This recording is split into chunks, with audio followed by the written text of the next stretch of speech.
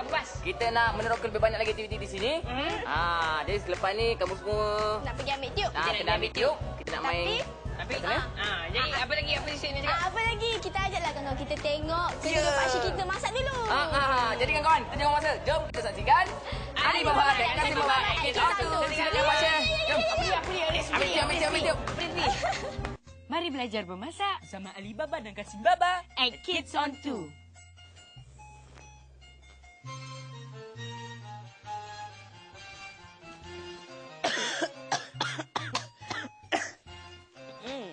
Di mana anak syurga ke? Masya Allah, ramainya orang di depan tu. Alamak, Salan. Siapa tu? Mana lah anak tahu? Kawan-kawan kita. Kawan-kawan semua sihat? Sudah makan? Ini saya nama anak. Nama anak Alibaba. Nama anak Kassim Baba. Anak dari Arab. Anak tak cakap saya. Itu tersalah lah. Tersasut. Betul lah. Tapi tak mengapa lah. Ni. Hari ni kita mau masak apa? Hari ni kita bukan mau masak tapi kita mau sediakan satu resipi yang sangat istimewa. Sangat istimewa? Masya Allah. Anak tidak sabar lah. Mari kita lihat bahan-bahannya dulu. Saksikan. Bahan-bahan yang kita perlu ialah roti burger, tuna yang dicampur dengan mayonis, tomato, timun, salad, mentega. Dan cara membuatnya sangat mudah, kawan-kawan. Sangat mudah.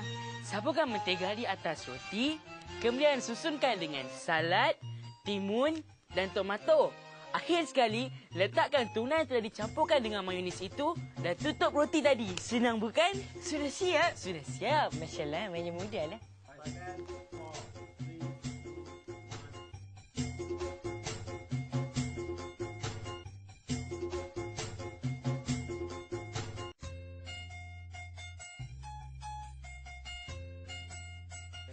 Abang, nama resipinya apa? Tak ya? Abang. Dia... Ha? Bang, dia pandang. Dah. Why is naik selasa ting? Mana makanan tu pergi? Ana dah makan. Ayah, banyak cepat. Okey. Makan tu je lah. You all tak je lah. Mana makanan itu pergi? Ana sudah makan. Okey, ready eh? Dah, clap lah. Clap. Dah. Makan. 4, 3, 2, 1. Jom kita teruskan dengan rancangan seterusnya. Dikit atau jumpa